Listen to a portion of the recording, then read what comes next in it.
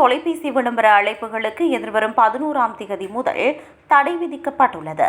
பிரான்சில் சிறு மற்றும் நடுத்தர வணிகங்கள், வர்த்தகம் மற்றும் நுகர்வோர் வாங்கும் திறன் அமைச்சர் அலுவலகம் இந்த முக்கிய அறிவிப்பை வெளியிட்டுள்ளது.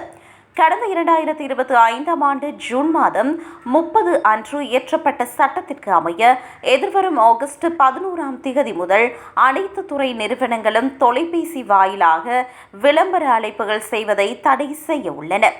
நுகர்வோரின் எரிச்சலை ஊட்டும் இந்த விளம்பர அழைப்புகள் மீது பிரெஞ்சு மக்கள் நீண்ட காலமாகவே மிகுந்த எதிர்பார்ப்புடன் இருந்ததாகவும் அதற்கு இந்த சட்டம் முற்றுப்புள்ளி வைக்கும் என்றும் தெரிவிக்கப்பட்டுள்ளது. இனிமேல் நிறுவனங்கள் வணிக ரீதியிலான தொடர்புகளை மேற்கொள்வதற்கு முன்பு நுகர்வோரிடம் முன்கூட்டியே தெளிவாகவும் சுதந்திரமாகவும் அனுமதி பெற வேண்டியது கட்டாயமாகும். இந்த நுகர்வோர் ஒப்புதல் 1 வருடத்திற்கு மட்டுமே செல்லுபடியாகும்.